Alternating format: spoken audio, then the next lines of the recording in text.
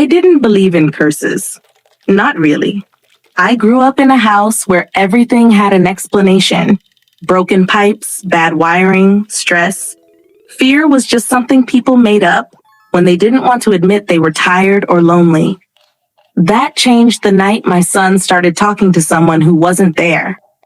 We had just moved into a quiet neighborhood outside Columbus.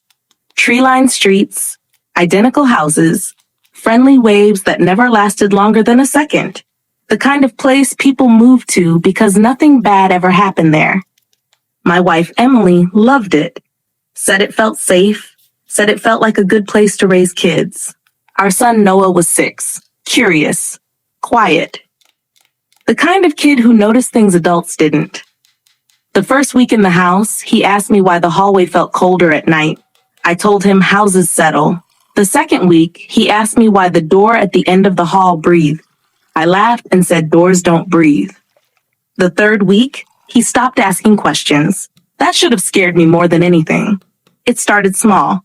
Noah began setting an extra plate at dinner. When Emily asked who it was for, he shrugged and said, "He gets mad when you forget." We assumed imaginary friend. Every parent does. Then one night, around 1:40 a.m., I woke up to hear Noah talking. Not mumbling. Talking clearly. I stood outside his bedroom door and listened. "I don't want to," he whispered. Pause. "Because Daddy would be sad." Another pause. "Then I know you were here first." My stomach tightened. I opened the door. Noah was sitting up in bed, eyes open, staring at the corner of the ceiling. There was no one else in the room. When he noticed me, he flinched, like he'd been caught doing something wrong. "Who were you talking to?" I asked. He looked back at the corner, then at me. "The man who stands behind your face," I laughed. Too loud, too fast. Said, "Buddy, you were dreaming." He shook his head slowly. "No, he says you're borrowing it." That night, I didn't sleep. Things escalated fast after that. Noah stopped using mirrors, would cover his eyes when we brushed his teeth. Once, I caught him turning family photos face down on the shelf. Emily thought he was acting out because of the move. I wanted to believe that. Then I started seeing things too. It began with reflections, subtle delays. I'd lift my hand, and the mirror version would follow a half-second late. I told myself it was exhaustion. One morning, I shaved and noticed my reflection smiling when I wasn't. Just for a moment. Then it corrected itself. That's when Noah walked into the bathroom and screamed. "He's not you!" he cried, pointing at the mirror. "He keeps practicing." Emily rushed in, saw nothing wrong, held Noah until he calmed down. That night, I dreamed I was standing in our hallway, watching myself sleep. I woke up with the taste of copper in my mouth. The house started changing. Doors appeared where there hadn't been doors before, a narrow one behind the coat closet, another at the end of the basement stairs. Every time I asked Emily if she remembered them, she'd hesitate, then say yes, but her eyes said no. One evening, I came home early and found Noah sitting on the floor in front of the basement door. He was whispering.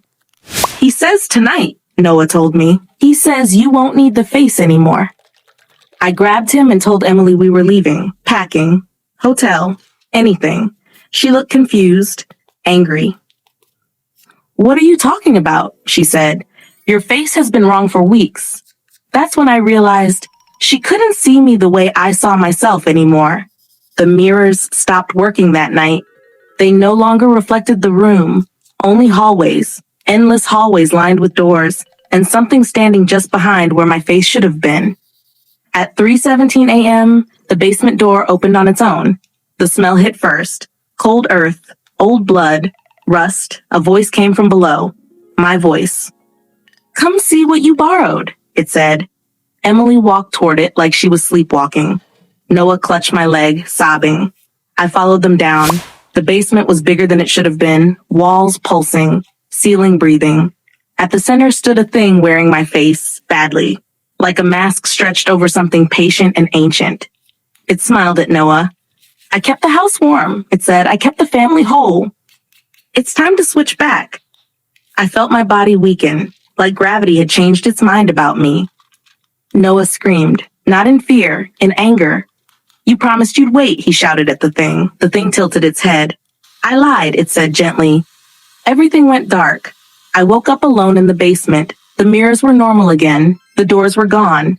Emily and Noah were upstairs, eating breakfast, laughing. They didn't look at me when I spoke, didn't hear me. I ran to the mirror. My reflection moved perfectly, too perfectly.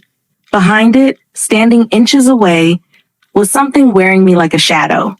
And that's when I understood. I didn't survive the night. I was the reflection that got left behind. If you're listening to this and your child ever tells you someone is standing behind your face, believe them. Because houses don't haunt people, they replace them.